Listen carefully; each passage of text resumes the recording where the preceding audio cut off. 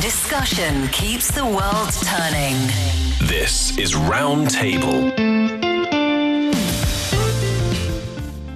What happens when young adults swap independence for family care? Full-time children, the term for those who live with their parents managing the home in exchange for support, are now questioning if it's time to leave the nest for good. Well, is it time to quit? And then we turn to the highly competitive robot vacuum market where these robo-cleaners fly off the shelves, yet still struggling to turning a profit.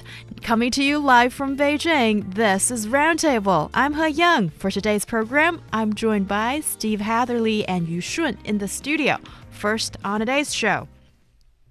The term full-time offspring or full-time children first gained traction in late 2022, sparking widespread discussion on social media platforms and then mainstream media outlets in China. It refers to the phenomenon where young adults return to live with their parents, taking on household chores and caregiving duties in exchange for financial support from parents. Now, nearly 2 years later, a shift has emerged. Many of these so-called full-time children are expressing online a desire to step away from their domestic roles and possibly re-enter the workforce.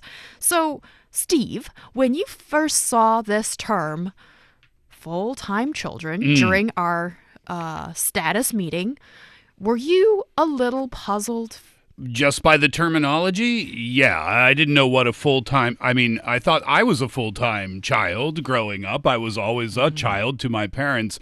So that's what the term meant to me. But then, yeah, as I learned a little bit more about it and the reasons behind why kids are going back to stay with their parents again, then I understood further. And we have terms in North America or in the West that are somehow related, but still not quite exactly the same. Boomerang kids, have you ever heard the term boomerang kids before? Yeah. Those are kids who will leave home and then because of financial difficulties, they'll come back to live with their parents. And then there's another example of a term. It's called failure to launch. Ooh. And this is just harsh. The definition of that, it's a phrase to describe a young person who's unable or even unwilling to leave their parents' home and try to make it on their own. But that's totally different. That's because of a poor work ethic, lack of motivation. Yeah, that's a different group. That's not what we're talking about here today at all. Oh, but just a quick question, though.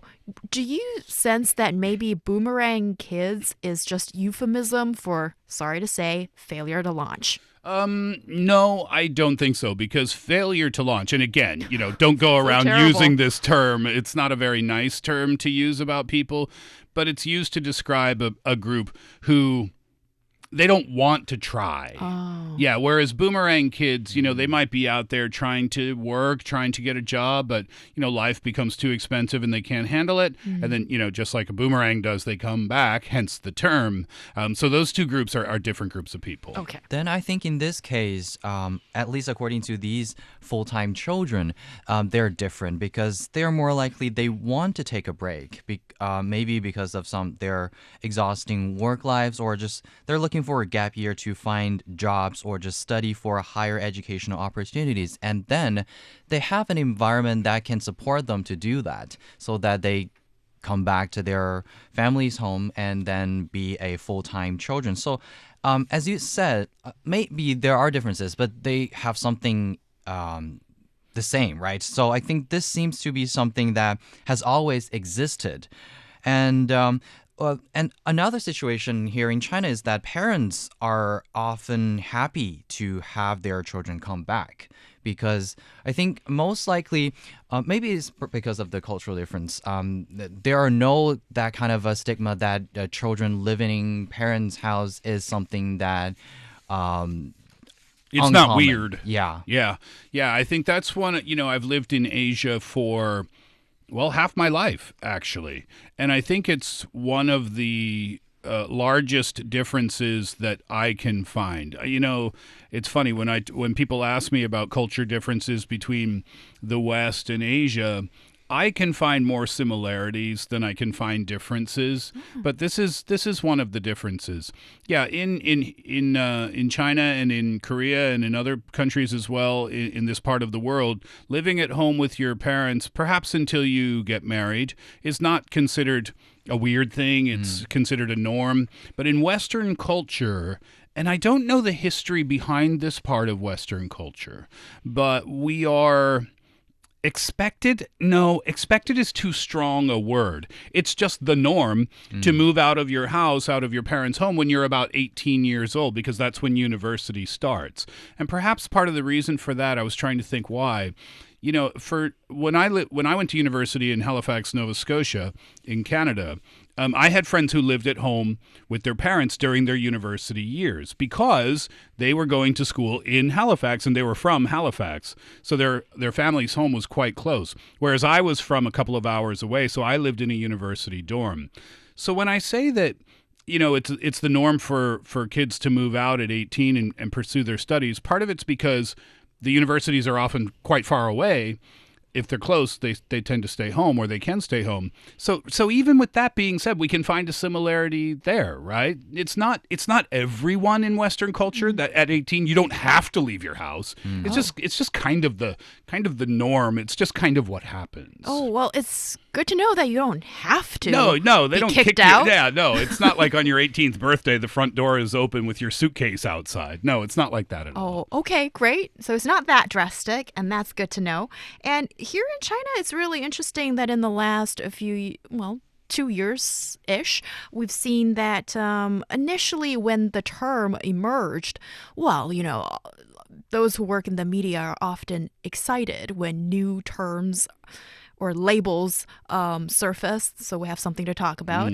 And here, at the time, what was maybe kind of new, or maybe the phenomenon isn't all that new, but this part being parsed out is new, is that in exchange for this, okay, mom and dad provide a bed for you to sleep in, and possibly meals as well, those kind of things, you are going to fulfill your duty of filial piety in exchange for that. So you're maybe doing some housework, maybe you're taking parents to the hospitals for a checkup or something like that, and yeah, take the garbage out in the morning. I mean, these sound like small things, but with full-time children, the unspoken agreement is you're not just home mooching off parents' assets and their care. The failure to launch.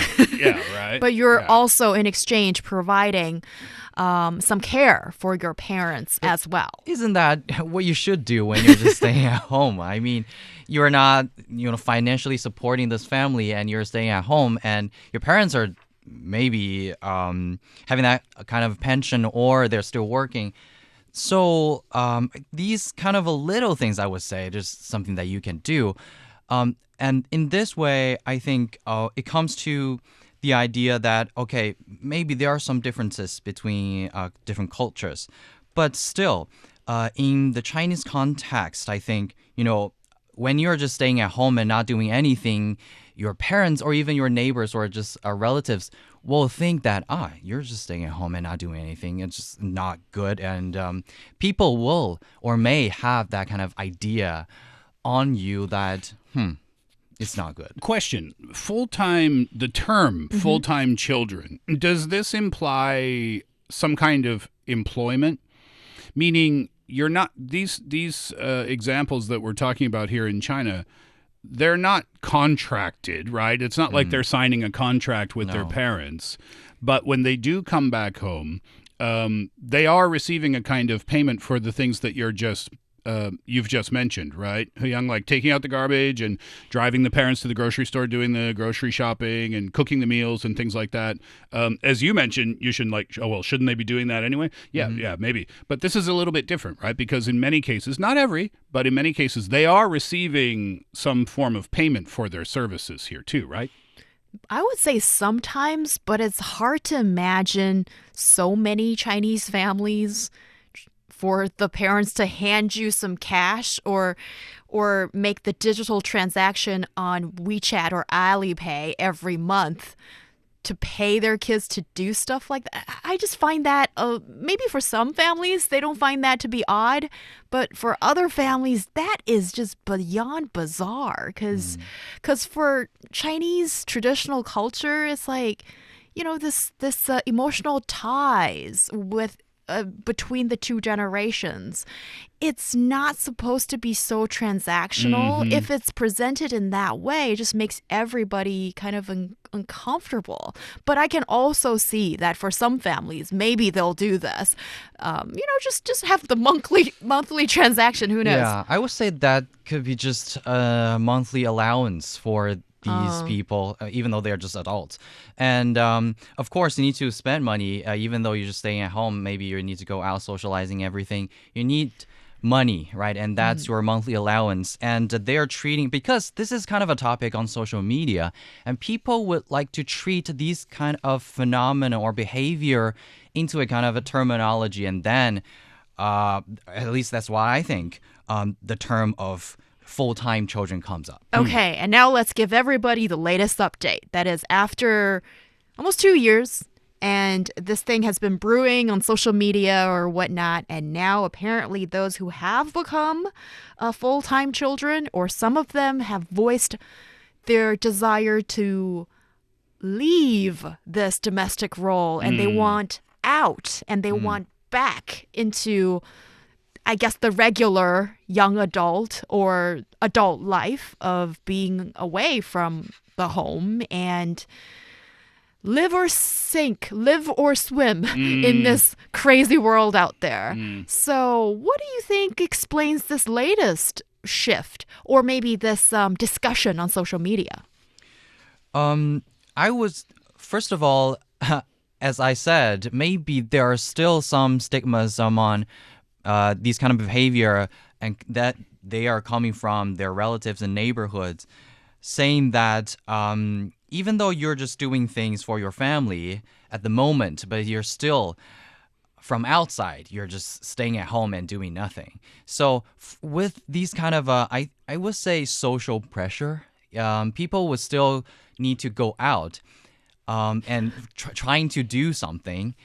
But another thing is that the reason that these people would like to be, quote unquote, full-time children is that they have a legitimate reason to stay at home. Maybe they're trying to get further educational degrees, and also they're trying to prepare for some exams. Yeah, or even a gap year, right? Yes. So the reasons why, pardon me, that these kids might come back home this is very similar to what happens in Western culture, by the way.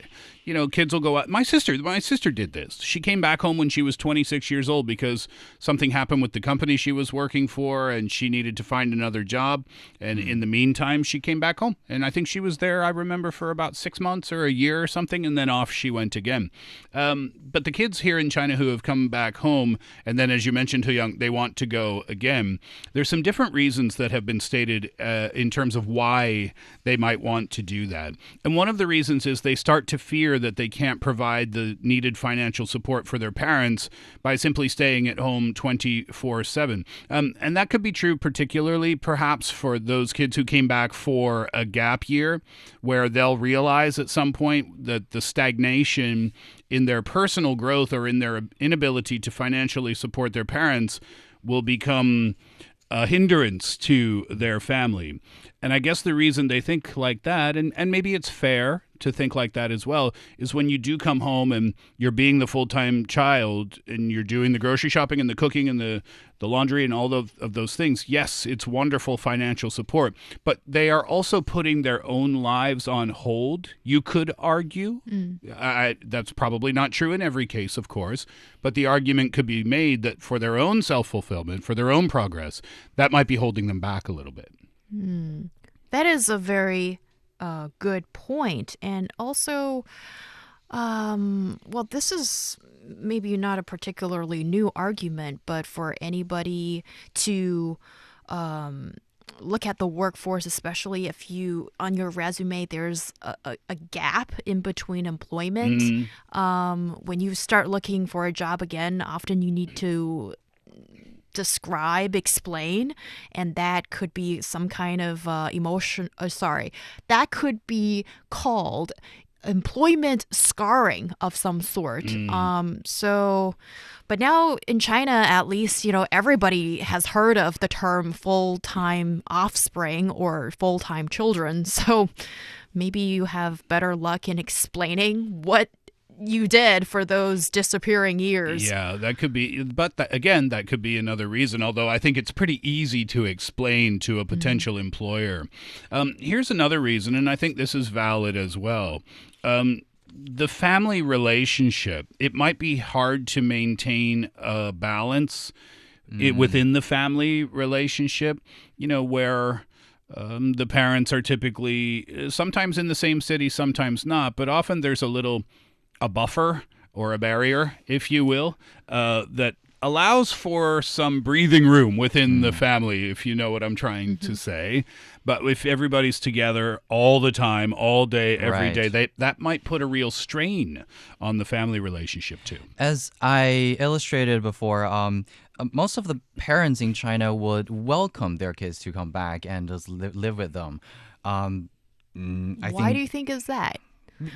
They want their kids to. I mean, at least in my surrounding environment, most of the parents, at least as I said, the different culture maybe, kids would like to be independent and also, move out.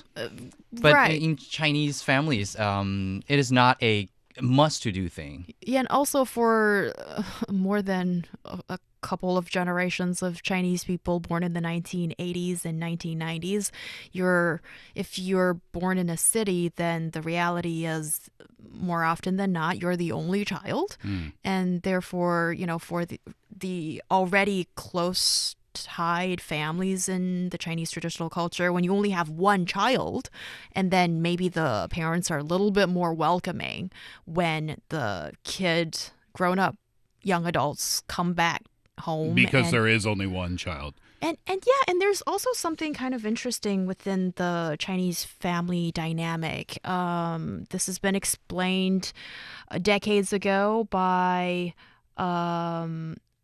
what is his name? I can't remember his name, but the book is so famous, From the Soil, The Foundations of Chinese Society, 乡土中国. So the author explains that in China, at least, it's through the grandparents looking after the grandchildren and the grown-up, the middle layer of grown-up children looking after their elderly parents when they are old and frail. Because it's like a responsibility, right? And there's this exchange of taking care of each other. It's not through the initial birth connection do they have this super intertwined and intergenerational dependent relationship. So therefore, in this situation, then when you're looking after your parents, and then your parents are they're already often, if they have the means, supporting their grown-up children with childcare, with their marriage, with getting an apartment in a different city. So in a way, I think, everything is a bit like not so clear cut, I guess, in the Chinese family household with these multiple generations. Well, from what I understand, and again, what I've learned while living in Asia is only based upon my experiences and also the people that I've known. So that's limited, right? So we have to take that with a grain of salt. But from what I've seen, it's almost like, the parents will spend their time raising you, taking care of your education, your housing, your food, and all of that, taking care of you up until the time when you're an adult. And then when they get to a certain age, then it's your turn to take care of them. And it's reciprocal in that sense. Am I wrong at anything that I just said there? No. Right? I feel like there's a stronger sense of that that doesn't necessarily exist in Western Oh, that's culture. correct. I think so. Right. But that's not to say, Yushun, you just mentioned, maybe it's a culture difference. Parents are more likely to welcome their children back if they're having hard financial times. I would say that's incorrect. And that's a misconception, I think, about Western culture, and because of what we see in the movies where I mentioned it before, 18 years old, get out, you're going to school, and the parents are like, woohoo, the kids are gone finally. Yeah, you see that in the movies. But it's not like if the kids need help and I need to come home, the parents say, nope, sorry, you're 23 years old. You had your chance, and now you got to, sink or swim on your own. It's not like that. And to at all. support that argument, actually, during COVID, we saw so many reports coming from the U.S. and other parts of North America about, something as big as a global pandemic disrupts everybody's lives, and then people don't have a place to live in big cities anymore, and they go home. Absolutely. And this is happening in the United States as we speak. And when you said COVID is to blame, it absolutely is to blame. And there's census data from the states that came out recently. And you might find this surprising or not. More than half of young adult men and women aged 18 to 24 are living at home. That's half. So what we're seeing here, and I mentioned before, it's easy to find similarities between cultures. It's happening in Canada, and it's happening in the United States now too. COVID, we are still experiencing the results of COVID. And the same thing happened during the financial crisis of 2008, 2009. It took years for them to figure out why boomerang kids were coming back home. And they came up with this term failure to launch, which is a terrible term. But it took them years to figure out it was because of what was happening economically. And we're still experiencing the difficulties economically of COVID-19 around the world. And in North America, this is one of the reasons why young people are choosing to stay at home right now. And also, thank you for your explanations back then. But what I was trying to say is that, some received love and peace at the beginning, but not sustainably, because I think we have a discussion like that. When you're back home, like kids work in another city and they're back home, there is a honeymoon period where for a couple of days that parents are so heartwarming, and but after a while some parents begin to ask You're their still children, here? how long will you just stay there and maintain this kind of status? And then the kids or the children will think about, should I just go back to the track that I used to have? Well, do you think that these full-time children or those who have been through this experience for some time, is there a lesson that they've learned, or maybe we can learn from them from that experience?